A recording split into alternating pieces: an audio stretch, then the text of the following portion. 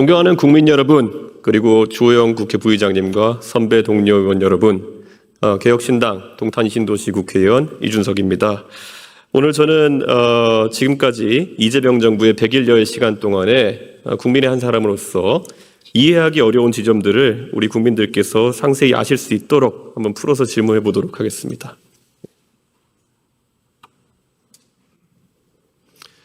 네, 김인석 총리님 앞으로 와주시면 감사하겠습니다.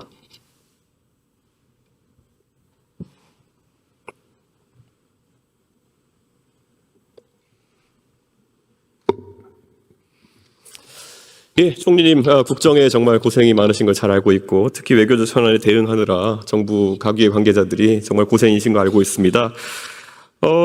사실 원래 친족 간에도 정치적 이견이 항상 있을 수 있습니다. 하지만 우리가 국제 외교관에서 예를 들어 트럼프 대통령의 의중을 살피기 위해 가지고 트럼프 대통령의 자식이라든지 관계자들의 의견을 살피는 경우도 있기 때문에 그와 비슷한 관례로 아마 미국 측에서도 아마 우리 측 관계자들과 그 주변에서 나오는 이야기들을 보고 있을 것이라 생각합니다. 외람되지만 총리님의 친형되시는 김민웅 목사께서 최근 공개석상과 SNS에서 이 한미동맹은 우리 목에 건 족쇄다. 반드시 풀어야 된다. 그리고 우리 세대의 양키 제국주의가 땅에서 물러나도록 하자. 이런 발언하셨는데요. 당연히 총리님은 이런 발언과는 거리를 두고 계십니까? 거리를 두고 있다기보다는 생각이 다릅니다. 예, 아무래도 곤란하게 해드린 게 아니라 이런 것들이 공식적인 입장으로 남아서 사실 우리 외교에 영향을 가지 않도록 하겠다 이런 의지라고 보시면 될 것 같습니다. 우선 국무총리께서 임명되실 때 국무총리 헌법상 권한에 대해서 다 숙지하셨을 것이라 생각합니다. 그중에 실제로 강요의 임명에 대해서 제청할 수 있는 권한이 있습니다. 맞습니까? 네. 사실 그런데 최근에 제가 봤을 때 최교진 교육부 장관이 임명되는 과정에서 우리 국민들의 우려가 정말 많았습니다. 이분 같은 경우에는 저희 자료를 보면요, 천안함 음모론에 이렇게 동조하시는 모양새도 보이기도 했습니다. 그리고 또 청문회에서는 동의 안 했다 번복하시기도 하고요. 그리고 또 과거에 학생 폭행을 미화하신, 그럼 학생 체벌하시고 교육적 무용담으로 포장하신 경우도 있고요. 논문 표절도 이렇게 문제가 된 적이 있고요. 그 다음에 비속어를 하신 다음에 그걸 간지를 설명하는 과정이었다 이런 식으로 해명하신 적도 있고요. 여러 가지 문제가 있습니다. 음주운전이나 아니면 이런 방북 획수, 축소 보고 이런 것들은 명시적으로 거짓말에 가까운 것들을 한 것이고요. 이게 정부별로 조금씩 원칙이 다른 것 같긴 합니다. 근데 문재인 정부 같은 경우에 기억나시겠지만은 고위공직자 배제의 7대 원칙을 가지고 있었습니다. 그런데 이재명 정부에서는 아직까지 원칙을 천명하진 않았습니다만 과거 정부의 어떤 기준에 대비해 본다 하더라도 최균진 장관은 결격자다 이렇게 생각하는데요. 여기에 대해서 아까 국무총리의 제청권을 활용해가지고 대통령께 이 인사의 임명에 동의하셨는지 아니면 우려점을 전달하셨는지 어떻게 하셨는지 혹시 국민들께 말씀 주실 수 있습니까? 최초에는 지금 인사청문회에서 나타났던 네. 저런 내용들이 드러나 있지는 않은 상태였습니다. 여러 가지 그간의 교육계에서의 활동이라든가 여러 가지 호평 이런 것들에 기초해서 추천이 되고 또 검증이 되고 제청 과정을 거쳤습니다. 그런데 외람되지만 청문회를 하면서 드러난 이후의 것들이 우리가 항상 문제되는 것이지 누구든 추천받을 때는 멀쩡하니까 추천됐던 것이겠죠. 그런데 청문회를 통해서 이런 결격 사유가 드러난 다음에 총리님이 이제 여기 대해서 어떤 판단하셨냐가 저와 국민들은 알고 싶을 겁니다. 이 제청이라는 것이 뭡니까? 제안하고 임명권자에게 이걸 동의해달라고 요구하시는 거 아닙니까? 그 제청권을 정확히 행사하셨습니까? 말씀하신 대로 예. 지금 여러 가지 쭉 지적하신 문제들이 있지 않습니까? 예. 그 문제들에 대해서 관심을 이 의원님께서 갖고 계신 것을 예. 저도 알고 있고 지난번에도 말씀 주셨고 예. 저런 것들이 하나도 없었다면 더 좋았겠지만은 그러나 내용적으로 볼 때 지금 음주운전은 약 20년 전 정도에 있었던 일이고 그 이후에 아예 본인이 그에 대한 반성에 기초해서 운전 자체를 안 한다고 이렇게 확인이 되어 있습니다. 그리고 나머지들은 주로 본인이 사과한 과거의 어떤 말에 관한 것들이고 특별히 불법적으로 딱 이것은 불법이다 라고 정리하기는 표절이라고 지금 비판되고 지적되는 것을 포함해서 하기는 좀 어려웠다 이렇게 말씀드립니다. 제가 지금 이 말씀을 드리는 이유는 내각의 인사들이 결국 지금 전 정부의 인사들이 계엄이라는 대한민국의 민주주의를 흔드는 위기 속에서 자기 할 일들을 하지 않아가지고 수사받고 지금 비판받고 있는 겁니다. 한덕수 전 총리 최근에 구속영장을 기각되셨지만은 한덕수 전 총리가 이상민 전 행안장관처럼 뭐 언론사의 단전단수를 실제 실행하도록 한다든지 이런 능동적 행위를 한 건 없습니다만 안 말린 거거든요. 대통령이 어떤 잘못된 행동을 하려고 할 때 직을 걸고 말리지 않았다. 방조의 혐의를 지금 받고 있는 것인데 저는 이번 정부에서도 강요들이 그 정도의 비상함을 가지고 임했으면 좋겠다. 그런 생각입니다. 지금 최교진 후보자에 대해서 저와 총리님의 관점은 다르지만은 앞으로 교육 정책이 공전된다고 한다면은 그리고 그것이 최교진 장관 개인의 문제 때문에 공전된다면은 인사검증에 소홀하고 재청권을 좀 더 적극적으로 행사하지 않은 총리님께 다시 제가 한번 책임을 물어야 될지도 모르겠습니다. 특별히 관리해 주시길 부탁드리겠습니다. 잘 알았습니다. 예, 그리고 그 다음에 한번 보겠습니다. 정성호 장관님 잠깐 앞으로 와주시죠. 예. 장관님, 그 권력을 정의하는 여러 가지 행태가 있습니다만 그 독일의 헌법학자인 칼 슈미트의 정의에 따르면은 비상을 선포할 수 있는 권한을 가진 자가 사실은 주권자다, 권력자다 이렇게 표현하는 방식도 있습니다. 결국에는 최근에 뭐 윤석열 정부도 마찬가지입니다. 거부권 이거 사실 특별한 권한입니다, 대통령의. 네. 그리고 계엄 이거는 사용해서는 안 될 특별한 권한입니다. 이것에 의존해서 정치를 풀어나가려고 하다 보니까 윤석열 정부는 저렇게 된 겁니다. 그럼 저는 이재명 정부는 사실 상당한 정당성과 권위를 가지고 출범했음에도 불구하고 왜 아직까지 이런 비상 권한들에 의존해가지고 전국이 흘러갈까라는 근본적인 고민이 있습니다. 사실 윤석열 대통령은 자기가 선거에 당선된 다음에 부정선거를 의심하는 기행을 보였습니다. 그럼 지금 검찰의 인사권을 오롯이 행사할 수 있는 이재명 정부에서 특별 검사를 둔 이유는 무엇입니까? 네, 정재현 의원께서도 하시는 것처럼 예. 윤석열 대통령께서 대통령이 되는데 가장 큰 힘이 됐던 것은 윤석열 대통령에 대한 어떤 공정성, 정의감에 대한 신뢰였다고 저는 생각하고 있습니다. 그런데 3년 동안 대통령을 수행하면서 표적 수사 또는 봐주기 수사, 편파 수사를 너무 강하게 한 것처럼 국민들은 인식을 하고 있거든요. 그 대표적인 게 정적이라고 할 수 있는 이재명 대통령에 대한 무리한 수사, 또 배우자였던 김건희 여사에 대한 봐주기 수사. 이런 과정에서 검찰의 특수수사 인력들이 대부분 동원된 게 아닌가 저는 의심을 하고 있습니다. 그런 상황에서 인사권이 있다고 한들 사실은 집권 초기에 여러 가지 구조적인 문제, 특히 내란이라고 하는 또 국헌을 근본적으로 문란시킨 이 비상계엄 사태에 대한 공정하고 신뢰성 있는 수사가 어려울 거라는 그런 판단하에서 우리 국회가 입법적으로 결단한 게 아닌가 생각을 하고 있습니다. 장관님, 그런데 사실 그렇다 하더라도 저는 이제 3개 특검이 동시에 굴러가는 것은 물론 3개 특검이 각자 태동된 그 이유는 다르기 때문에 이해는 하지만은 오히려 효율성을 위해 가지고 이걸 집합해서 구동하는 방식도 있었을 것이고 한데 이런 것들이 정치적으로 논의되는 과정 없이 왜 이렇게 급하게 출범했다고 생각하십니까? 그동안 검찰이 수사권과 기소권을 함께 갖고 있으면서 그들의 권한을 오용하고 남용했다고 하는 그런 부심이 크지 않겠습니까? 그렇기 때문에 그런 기준에 검찰 제도를 이용하는 게 국민적인 신뢰와 정당성, 그다음에 사건의 어떤 엄정한 수사 이런 면에서 미치지 못할 거라고 하는 그런 판단하에 우리 국회가 결단한 것으로 좀 보고 있습니다. 네. 뭐 현재 기준으로 검찰을 관장하고 계신 법무부 장관 입장에서 결국 우리가 아까 사람을 바꿔가지고 고쳐쓸 수 없는 아주 구조적인 문제가 검찰에 존재한다 보시는 것인지 아니면 윤석열 대통령을 중심으로 한 일부 검찰 카르텔의 문제를 보시는 것이 관점이 뭡니까 지금? 두 가지 문제가 좀 같이 있다고 좀 보고 있습니다. 그런 면에서 윤석열 대통령을 정점으로 했던 특수수사부서에서 과도한 검찰권을 행사하면서 권력의 요청에 따라갔던 그런 측면은 저희들이 인사를 통해서 좀 정리를 해나가야 될 것을 좀 보고 있고요. 다만 지금 뭐 워낙 그 내란 비상계엄 사태가 엄중하지 않습니까 사실은 이게 그다음에 그뿐만 아니라 윤석열 정권 3년 내내 어쨌든 봐주기 수사했던 도이치모터스 사건을 필두로 한 김건희 여사에 관련된 사건이 계속 그 국정농단의 어떤 라고 의심할 수 있는 그런 사건이 드러나고 있기 때문에 그 특검을 할 수밖에 없었지 않나 생각을 하고 있습니다.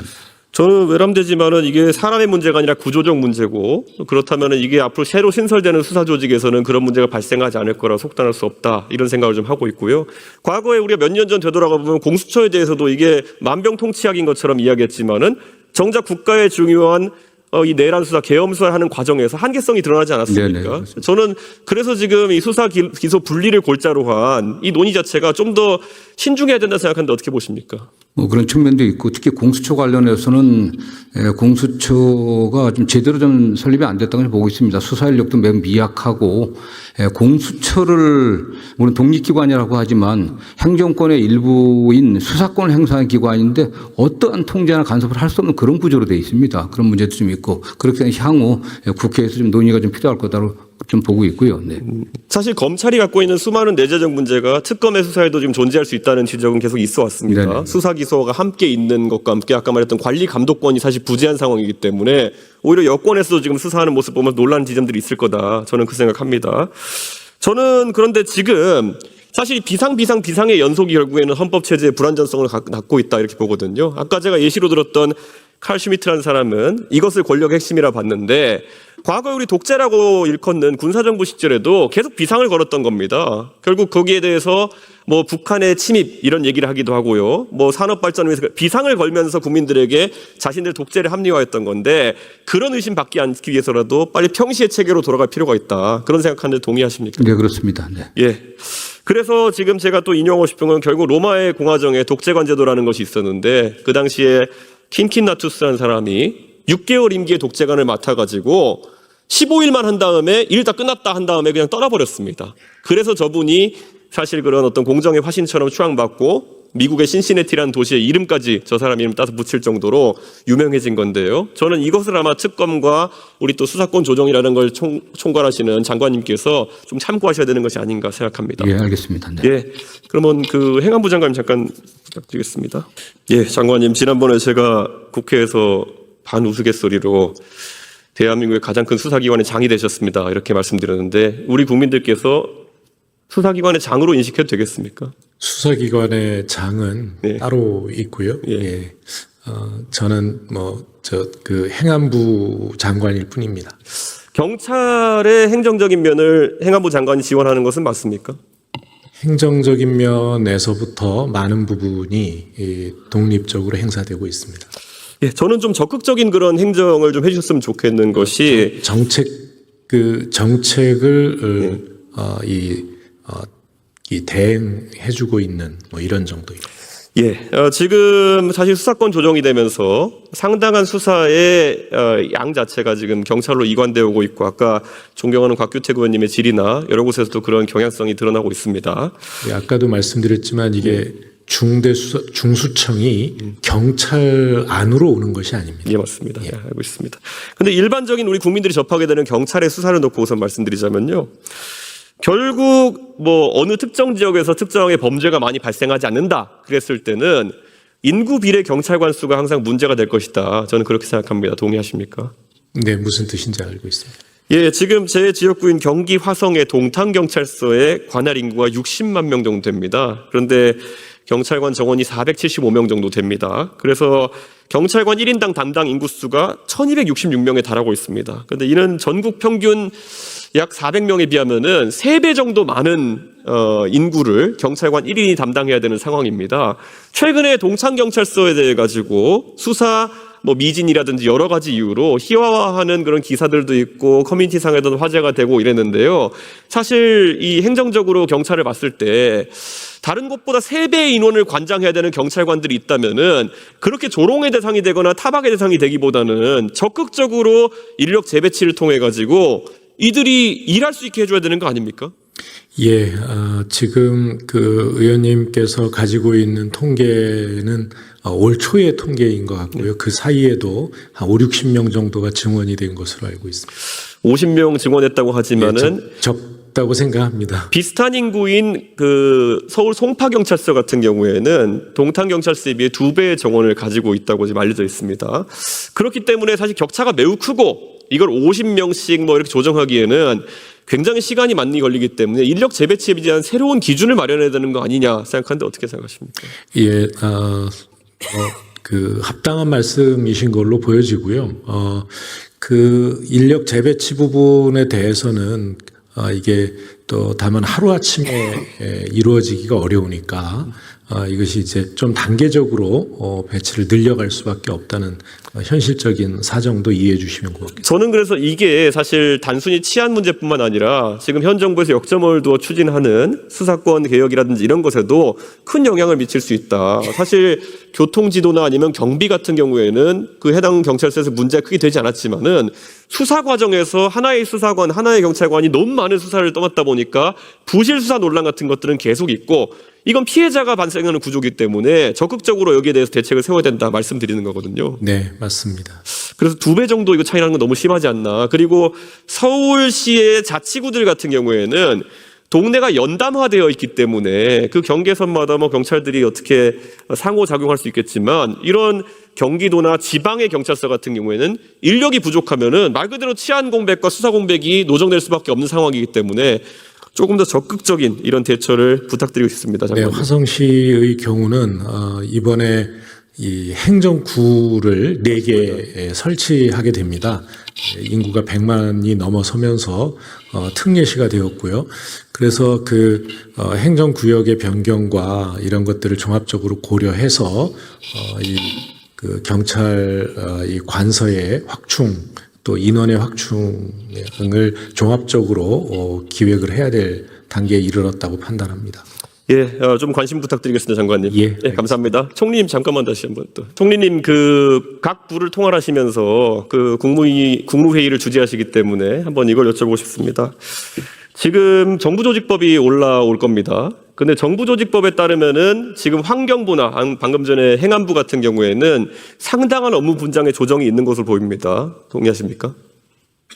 상당 업무분에 업무 분장의 조정이 있는 것 같다. 예를 들어 환경부에는 에너지 기능이 들어오게 되고, 네, 네. 방금 전에 수사권과 관련해서도 일부 중수청이라는 것들이 조정됩니다. 그런데 이 두 부처의 장관님들에 대해 가지고는 상당한 기능이 추가됐음에도 인사청문회를 다시 한다든지 아니면 인사를 새로 선임하는 과정은 거치지 않고 있습니다. 맞지 않습니까? 전혀 처음 지금 제기되는 문제지. 한번 생각해봐야 될 것 같아요. 예, 아무래도 업무의 연장이라고 생각하고 변화가 경미하다고 생각하는 것 같은데, 그럼에도 불구하고 저는 한번 이걸 여쭤보고 싶습니다. 지금 방송통신위원회에 이진숙 위원장이 있습니다. 근데 이번에 과방위에서 지금 올라오려고 하는 법안이 방송통신위원회를 방송미디어통신위원회로 개편하면서 사실상 위원장을 새로 선임해야 된다라는 이야기가 나오고 있습니다. 그럼 아까 그 부의 업무가 추가되면 장관이 바뀌지 않고 청문회도 새로 하지 않는데, 지금 방송통신위원회와 방송미디어통신위원회의 업무가 솔직히 뭐가 다른지 총리님 혹시 간단하게 설명해 주실 수 있습니까? 일단 이것은 전혀 새로운 기구가 새로 만들어지는 것이고요. 아마 OTT를 제외한 방송 사업 부분까지가 결합이 된다, 이렇게 제가 들었습니다.